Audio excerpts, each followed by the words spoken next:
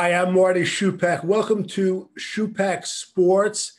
This is a baseball and softball practice template number 5. If you're a parent or your coach, I want to welcome you. If you're just involved in coaching any sport, I want to welcome you also. And if you can, please subscribe. I'm trying to keep this format going the way it is. If you give me a thumbs up and share it and all that good stuff, we're going to get right into it. Before we do, as you know, I always like to ask a trivia question. I enjoy trivia. I'm not that good at it, but I enjoy it. Here we go. What player stole a record 7 bases in a World Series? All right, it's a World Series question. We're approaching that time of year for when this is being recorded. So I'll mention it again. What player stole a record 7 bases in a World Series? I'll give you 2 hints. He did it twice, and the question is post 1950. So it happened after 1950. We'll come right back to it. Let's get right into the practice session. After a warm up, and again, if you find that this is a little bit repetitive, you could change your practice any way you want. I do what worked for me over the years, over the course of 30 years. I did a lot of trial and error, but you do what works for you. And I change it up also, but I love this drill, and you've seen it before, the third base drill. Okay? I'm hitting grounders to a player at third base, throws it to first, and then he throws it home to the catcher. Remember that I always have the catcher rotate every 3. Unlike the players at third base and first base, I have them rotate after every repetition. They go to the end of the line. And after it's done, we rotate clockwise. So the players at third go to first, the players at first go home, and the players at home go to third. What I like to do, and I mentioned this, I like to, on the last ground ball, I yell out bobble drill. The player is fielding the ground ball, he's picking it up, but then he's dropping it, picking up barehanded and throwing it to first.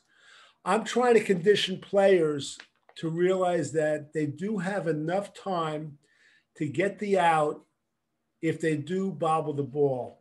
All right, so that's the first drill after the warm-up. The second drill is the line drill. We've showed you this before, where I line balls up in front of the shortstop and third base position, 2 players at first base. Usually there's a bucket there. I start out and I point to the player at third base. He runs, he picks up the ball, throws it to first. He then goes to the end of the line at shortstop. Then I point to the player at shortstop. Goes quick, a lot of repetitions in a short period of time. The next drill is the reaction drill. And I got this drill observing an NFL practice. As you see, there are 4 cones right here. And with the coach in the middle, the player starts and you throw him the ball and he rolls it. He runs to the next cone. He turns around. As he's turning around, I usually have the ball thrown. He catches it, rolls it, goes to the next cone, does the same thing, and so forth. The beauty about this drill, well, you should use soft-covered balls. Depending upon the skill of each player, you could throw the ball earlier or later. You're going to have players of different skills. Excuse me. So you adjust each throw. This is the reaction drill. Try to set it up where you have like 2 or 3 other stations. Utilize your assistant coaches. You don't want players standing around. And this is what I call a cross-sport drill, which I learned from football. If you see other drills in any sport, football, basketball, lacrosse, you could take that drill, make adjustments, and make it a baseball drill. And conversely, if you're coaching another sport, you could take a baseball drill, switch it around, and use it in that sport. Now, after I do that, in this practice, I like to go over game situations. What I mean by that is the last game we played, I like to set up the exact situation if something went wrong. Okay. And I'll give you an example. I had a situation, and it pops up where I had a player, he just was not rushing the ball when it was a base hit to the outfield. And in one game, players were taking an extra base. The kid was a very good athlete, but he didn't have the baseball IQ. I had to constantly reassure him, reaffirm what to do.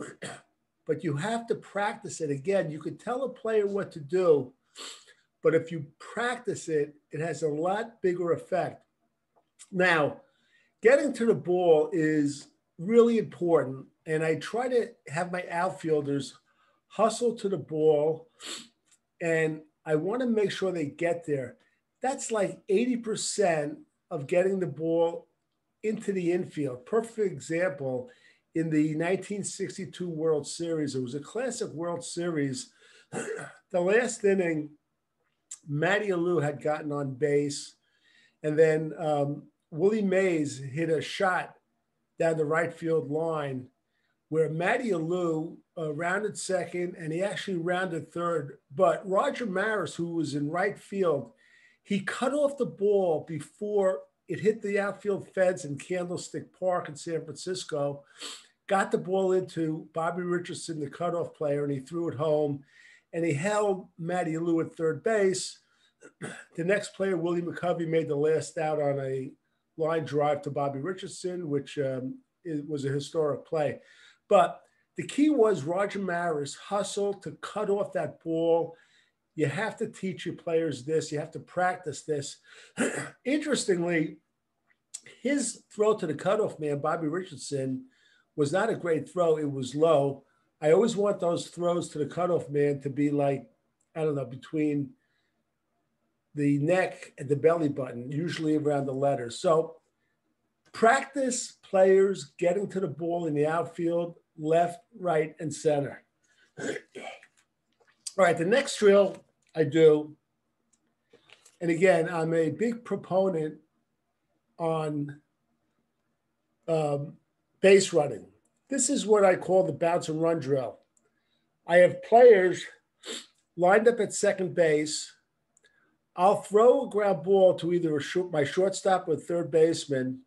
The player is to bounce off the base, and he doesn't break for the next base until he sees the release of the ball. Good part about this drill is that you could utilize a number of players. After the player goes from second to third, you keep them on the base.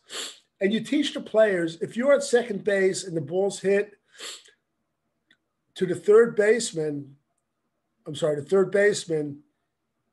you could bounce off second base further than if it was hit to the shortstop. We practice this. I actually have different signals where I have the shortstop and third baseman fake the throw, try to catch the base runner off base. And it's good if you do in practice, it's teaching them. All right, so that's the bounce and run drill, bounce and run drill. I do this probably every week, at least one practice, okay? The next drill I do is the wild pitch drill. And I think I've gone over this before. I set players up,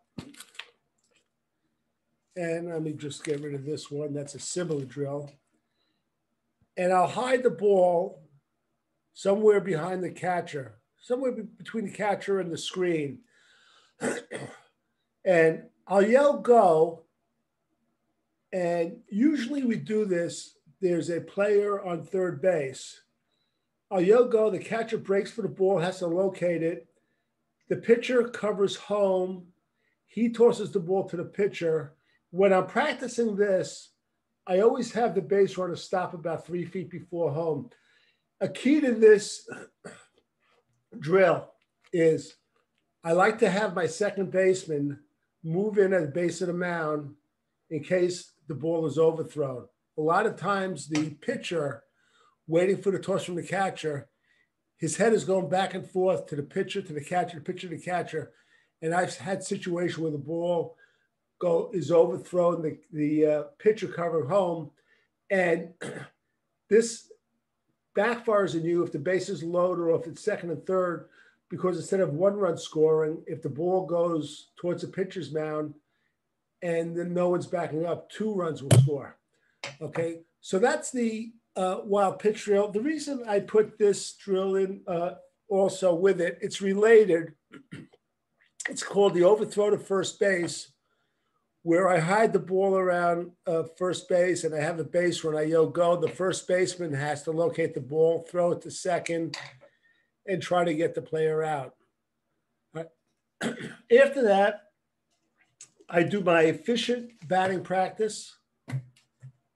And again, I don't have the best pictures, but if you look close, I have 2 cones on each side around home plate. The player bunts the ball. If it goes through the cones, he gets an extra swing.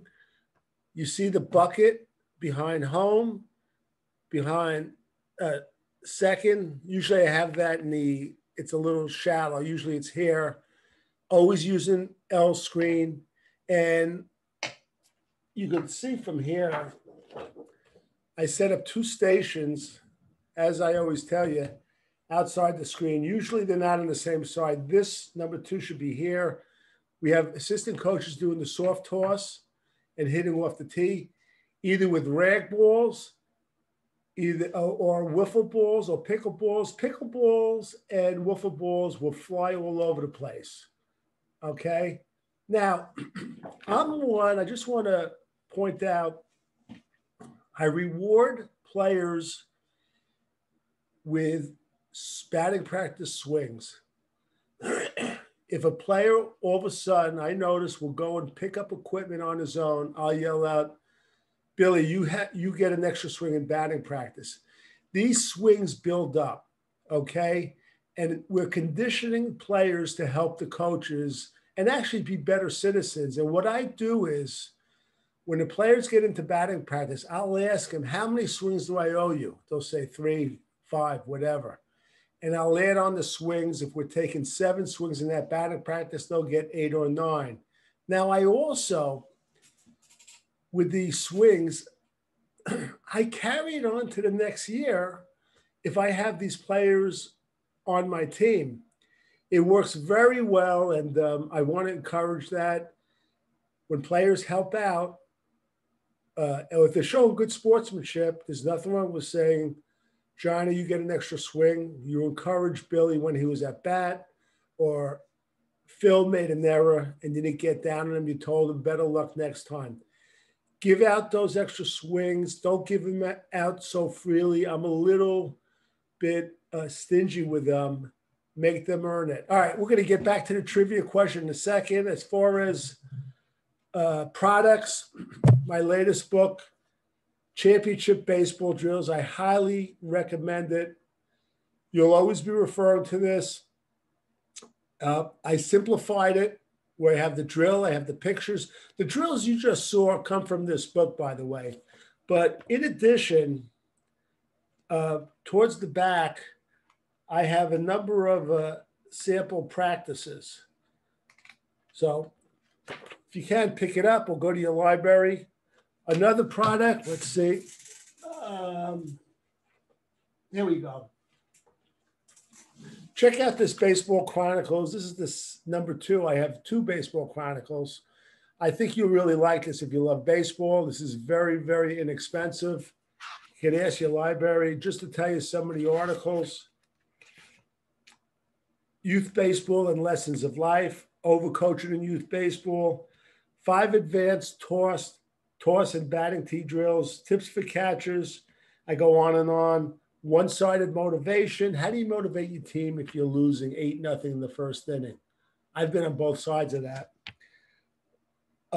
multiple league pitching issues. What do you do if you have pitchers that are in a recreational league and not just one, but two travel leagues? All in this book. Baseball Chronicles 2, Baseball Chronicles 1 is another good book. Let's get back to the trivia question. By the way, if you want to locate any one of my videos, Hoopla, I've been touting that forever. It's the best deal around through your local library. You can view my videos in all sports. I have 26 of them: baseball, basketball, soccer, golf, lacrosse. It's Hoopla. Ask your local library if you're not familiar with it. It's free. Best thing is free. I try to offer all my products free of charge through your local library. So check out Hoopla and just type in my name, Marty Schupak. Trivia question. Okay. In World Series, what player stole a record 7 bases in a World Series? He did it twice. He did it after 1950. The answer is the great St. Louis Cardinal player Lou Brock. He stole 7 bases in the 1967 World Series. The Cardinals beat the Red Sox. He repeated getting 7 stolen bases the year after in 1968, but the Cardinals lost to the Tigers. Appreciate it if you subscribe. Give me a thumbs up and please share it. For Marty Schupak and Schupak Sports, until next time.